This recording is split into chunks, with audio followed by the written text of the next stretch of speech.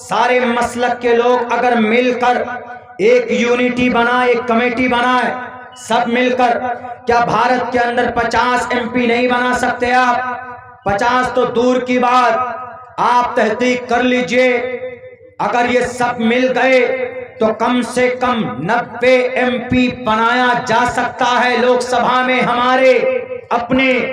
लेकिन अपने नहीं, हम दलितों को भी साथ लेंगे और हमारे तकरीबन भारत के अंदर ऐसे भी हिंदू हैं जिनकी बड़ी तादाद 60 से 65% सेक्युलर हिंदू भी, हम उनको भी लेकर, कम से कम दलितों को लेकर ये सारी मिली जमातें मिलकर अगर एक कैंडिडेट दे, जैसे सपोज दैट किशनगंज है, किशनगंज से हमारी तमाम मिली तंजीमों के मशवरे से सिर्फ एक कैंडिडेट हमारा खड़ा होगा और हम सिर्फ इसलिए खड़ा करेंगे कि भाई हमें एक कैंडिडेट को वोट दीजिए, कोई किसी पार्टी से अगर आएगा हमें वोट देने की जरूरत नहीं है। क्यों जनाब? इसलिए कि इनको वोट देते हैं, लोकसभा में बिल पास होता है तो इनके MP कभी भी वहां पर हमारी मदद नहीं करते।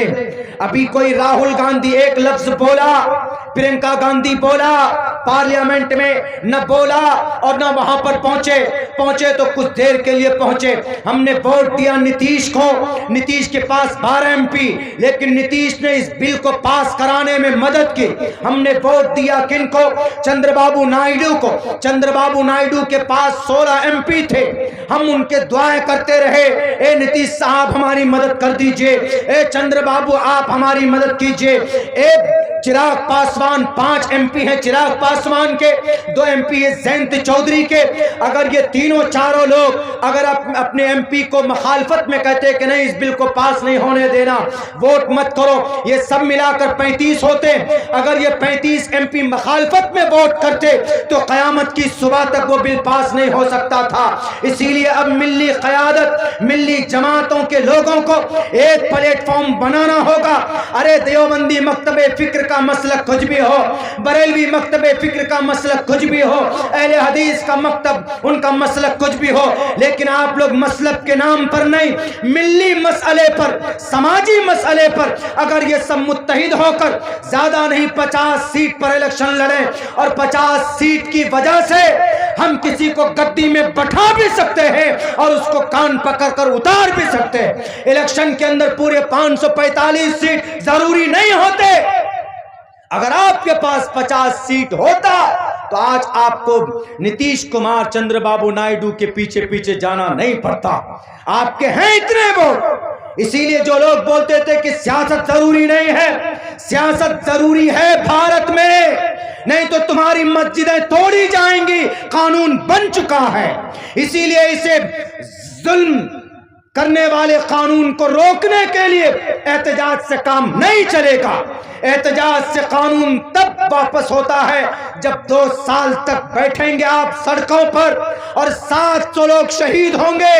किसान ने 2 साल तक धरना किया, 700 लोग शहीद हुए, तब जाकर उन्होंने कानून को वापस किया। आजकल हमारे प्रोटेस्ट को दंगों में बदल देते। सिर्फ प्रोटेस्ट से काम नहीं चलेगा। अरे जहां पर बैठकर वोटिंग होती वहां पर बैठने के लिए फिक्रें क्यों नहीं करते? खुदा की कसम, नस्ल अब इंटेलिजेंट हो चुकी। वो पहले पुराने जमाने के दकियानूसी ख्याल के लोग गए, वो दादा आदम के जमाने के सोच वाले गए।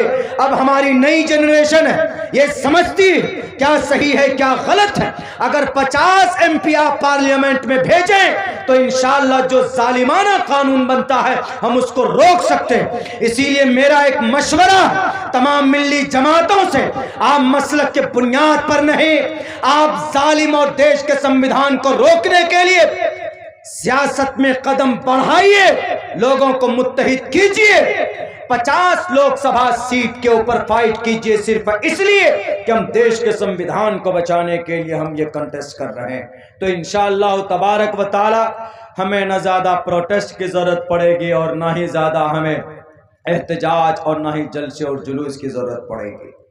बनाया जा सकता, पढ़िए, रविश कुमार साहब बहुत बड़े सीनियर जर्नलिस्ट है, उनका आर्टिकल पढ़िए, उनकी वीडियो देखिए। वो साफ कहते हैं कि भारत के अंदर अगर मुसलमान सिर्फ अपने वोट से हालांकि यहाँ कोई किसी का वोट ले सकता, लेकिन अगर मुसलमान चाहे कि अपने वोट दें तो ऐसी 90 सीट बन सकती है मुसलमानों की, मिल सकती है। लेकिन ये कब होगा? ये जब होगा जब सारे लोग होंगे। क्यों? अगर कोई बरेलवी मसलक से कोई कैंडिडेट होता, अरे वो तो बरेलवी है, नहीं भाई अहले हदीस वाले नहीं देंगे, देवबंदी वाले नहीं देंगे। कोई देवबंदी होता तो उधर अहले हदीस वाला कान खड़ा करता, जमात इस्लामी से होता तो उधर दूसरे मकतबे फिक्र के लोग कान खड़े कर लेते। नहीं भाई, मिलकर मशवरे से पूरे भारत के अंदर एक जमात ऐसी बनाई जाए जो इन तमाम मिली जमातों से ले लेकर बनाई। आपका मसलक क्या? कोई रफ़ा दैन करता है कि नहीं करता है? कोई हाथ एक हाथ से मिलाता, मुसाफा के 2 हाथ से मिलाता, और कोई कैसे नमाज पढ़ता है, कोई कैसे खाना खाता है, कोई कैसे निकाह करता। वो मसला वो शरई बात है, उसके ऊपर मत जाइए।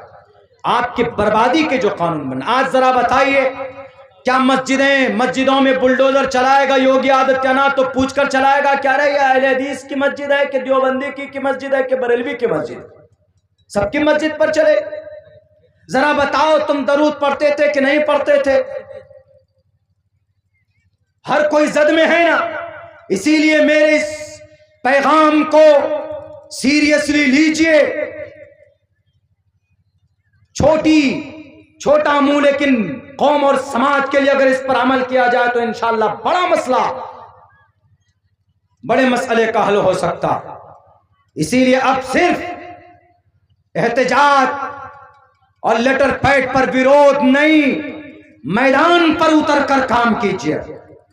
मैदान पर उतरकर पूरे भारत के अंदर जो इस वक्त 20 से 35-40 करोड़ मुसलमान हैं आज की तारीख में, सबके बीच में पहुंचे, हर गांव तक पहुंचे, और जो दलित दबे कुचले लोग उनको भी लीजिए साथ हैं।